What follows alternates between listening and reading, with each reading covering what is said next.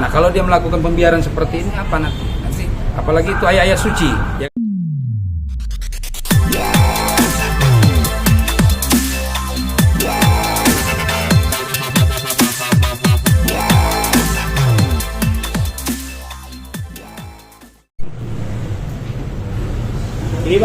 Kiri bang.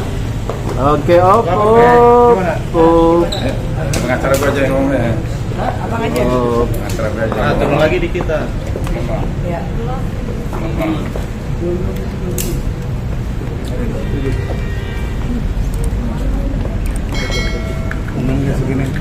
Bang, agak ini masuk dikit bang, atas dikit abang. Naik satu lagi bang. Naik satu lagi. Tinggian.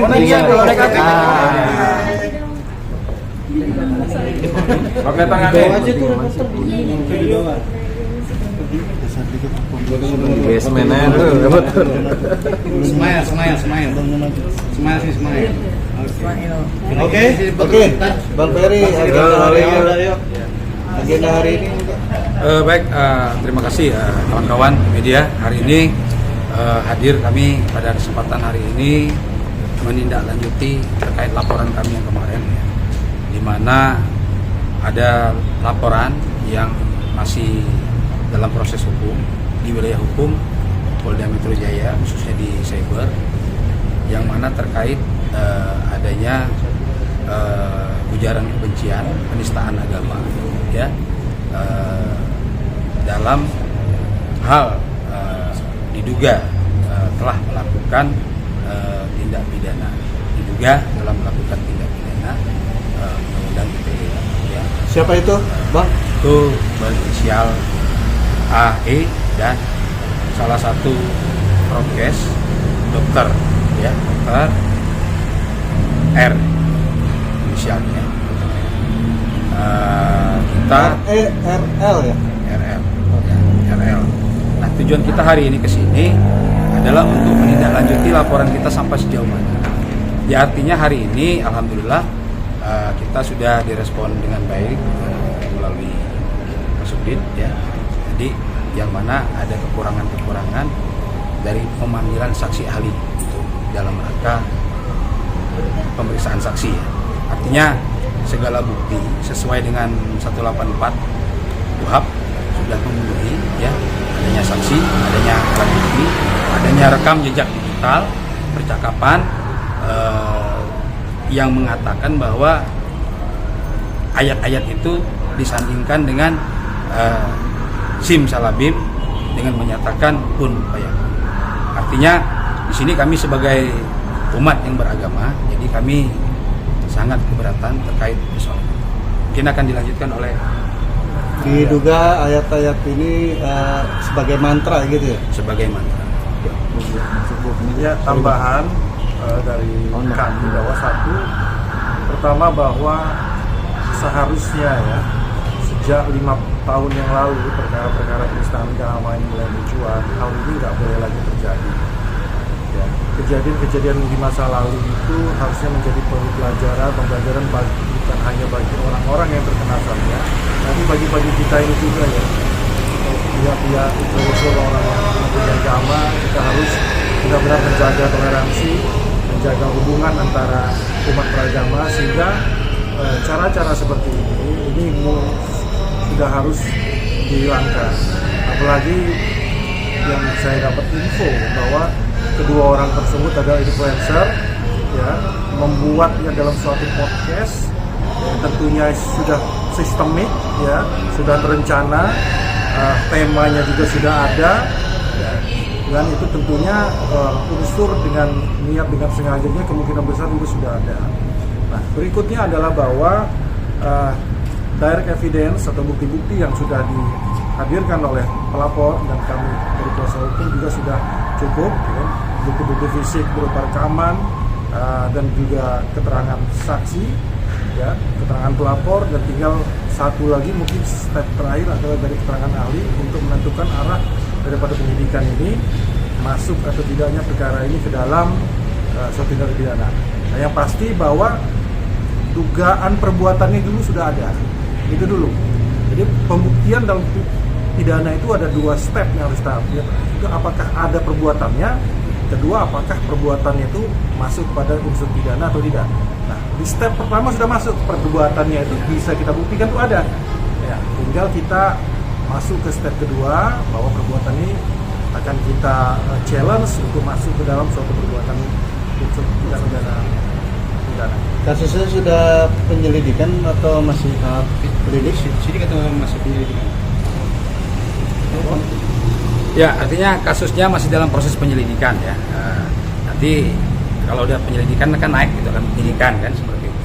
Artinya dengan adanya seperti yang disampaikan oleh rekan kami Pak Hendarsam tadi, itu sudah sangat jelas sekali. Artinya perkara ini dari awal, dari bukti awal kan 2 alat bukti seperti disampaikan tadi itu sudah mengarah, sudah ada perbuatannya.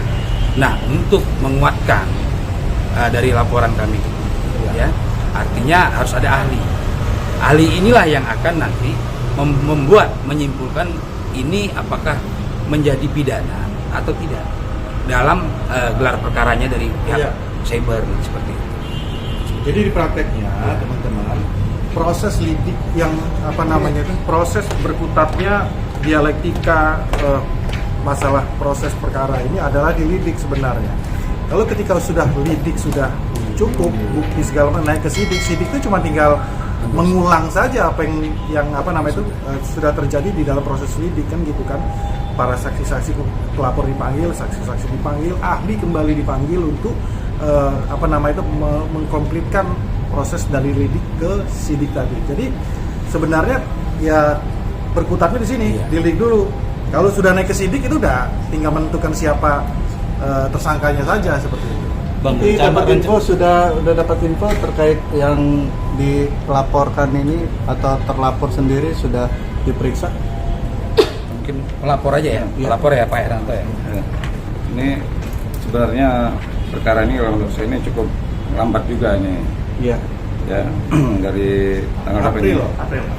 6 April 2023. Jadi kalau saya sebagai pelapor ya mudah-mudahan ya dalam waktu dekat ini, kalau perlu besok atau lusa lah itu saksi ahlinya dimintai keterangan agar ada kepastian, karena ini kan bukan hanya perkara pidana ya, tapi menyangkut juga masalah agama, agar ada kepastian nih bahwa perkara ini masuk gak sih unsurnya. Kalau memang nggak masuk ya di SP3, biar saya juga bisa mempelajari lagi nih tentang tentang kun fayakun ini tadi kan. Nah, saya meyakini bahwa kenapa saya jadi pelapor, karena saya meyakini bahwa kun fayakun ini disandingkan dengan simsalabim ini ada masalah. Saya meyakini seperti itu. Nah, makanya segera penyidik Polda Metro meminta keterangan ahli agar kami juga, saya termasuk sebagai pelapor, bisa lega juga gitu, ada kepastian lah. Nah, apalagi ini sekarang kan Dr. Richard Lee-nya sama Arif Edison kan belum dipanggil nih. Nah, ahli dipanggil, baru mereka dipanggil nanti. Saksi-saksi kita udah ya? Ya, saksi-saksi udah semua. Mudah-mudahan Polda Metro cepatlah menambah keterangan dari ahli. Bang, kalau dari mengingat kasusku dulu ya, kan saat ini juga aku jadi kuasa hukum dari pelapor. Dulu pengalaman aku juga yang namanya kasus ITE itu kan benar-benar apalagi ini kan tentang agama ya. Dulu tentang personal orang aja, dulu kasus aku diperlakukan yang benar-benar terlalu ekstrim kalau menurut aku, karena dulu Gali sendiri habis di BAP langsung dijemput paksa detik itu juga gitu. Jadi sampai segitunya hanya karena konten waktu itu ikan asin di podcast gitu. Nah, sementara ini kan bicara tentang agama. Jadi kita sebagai kuasa hukum juga meminta dari Kapolda Metro juga untuk cepat ya, untuk siap kasus ini benar-benar diperhatikan, jadi atensi, karena cukup lama dan menyangkut agama dan masyarakat banyak gitu. Jadi kita butuh kepastian hukum, karena jangan dibeda-bedakan. Dulu kok giliran kasus ikan asin mungkin karena lawyernya hebat jadi rame ya. Kalau ini kan walaupun kita juga melapor, tapi kan benar-benar penistaan agama sih gitu, diduganya seperti itu. Jadi kita memohon segera cepat diproses biar langsung dipanggil saksi ahli. Si terlapor mau ada komunikasi dengan abang atau mungkin kalau terlapor nanti tunggu panggilan dari pihak Udah ada kepolisian. komunikasi dengan Tapi ini? ya Kalau ada komunikasi, kalau kita nggak pernah Nggak ada. komunikasi. ngapain juga? Mungkin dia minta maaf kayak gimana? Nah, itu betul. Dan sampai saat ini yang kita sayangkan adalah dari mereka belum ada untuk kata-kata permintaan maaf. Padahal sebetulnya kan minimal ada rasa lah, ya kan. Tapi ini dibiarkan saja seperti angin aja. Nah, mungkin itu juga kita kecewa ya sebagai agama orang Islam juga kita ngerasa kok kayak dipermainkan. Nah, makanya kita butuh kepastian hukum saat ini. Kita datang untuk mengetahui perkembangan sampai di mana proses penyidikan ini.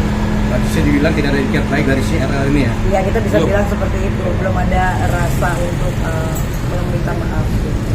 Mas Ferry boleh tambahin Mas Ya, Ferry? kalau Dari sisi saya agama, melihatnya dari sisi masyarakat umum ya, mewakili masyarakat umum. Jadi sebenarnya sangat disesalkan, apalagi penggiat-penggiat YouTube ini seharusnya lebih memperhatikan isi konten yang mereka buat, karena jadi nggak semata-mata hanya untuk kepentingan pribadi, keuntungan pribadi, tapi mereka juga harus lebih teliti apa yang mau mereka sajikan. Kan banyak banyak ahli-ahli di luar sana. Kalau memang ini sedikit menyerempet ke agama, harusnya mereka konsultasi dulu pada ahlinya. Apakah ini boleh saya sajikan, saya tayangkan? Akankah ini menjadi polemik atau menyinggung agama tertentu? Seharusnya lebih itu aja sih buat saya. Jadi untuk kedepannya mungkin himbauan saya kepada penggiat-penggiat YouTube lebih memperhatikan hal-hal tersebut lah. Kan sebelum ditayangkan ada editing. Nah, pada saat udah jadi, konten itu kan bisa disajikan kepada yang ahli-ahli. Apakah ini layak untuk saya pertontonkan kepada halayak?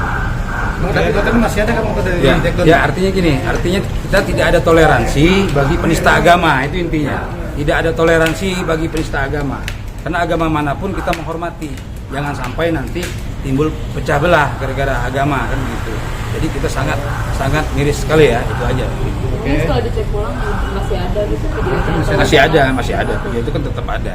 Itu kan tetap ini. Harusnya kan mereka orang yang punya prokes kan disaring dulu nih, mana yang harus ditampilkan, mana yang harus tidak, kan begitu. Nah, kalau dia melakukan pembiaran seperti ini apa nanti apalagi itu ayat-ayat suci, ya kan? Ayat-ayat suci Al-Qur'an ini jelas sekali di Yasin ada, di An-Nahl juga ada itu kan. Tadi ayat 40 itu jelas. Apa ya lagi di Yasin kun fayakun itu di ayat 82 jelas sekali bunyinya. Jadi jangan disamakan dengan simsalabim, abrakadabra kun fayakun, itu udah sangat-sangat miris sekali kita sebagai umat muslim yang biasanya setiap malam Jumat kita baca. Iya. Sebenarnya kan itu kan kalamullah tidak bisa disandingkan dengan kalimat kita sebagai insan manusia. Boleh lihat itu yang di bawah apa? Ya, ini pertama tadi surat puasa ya, surat puasa kita menghadap ya. Ini surat puasa dari Pak Irwanto ya, sebagai Angkat aja bang, Pak. di sini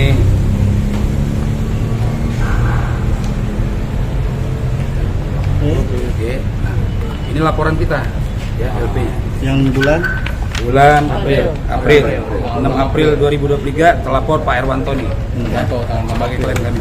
Tahan bang.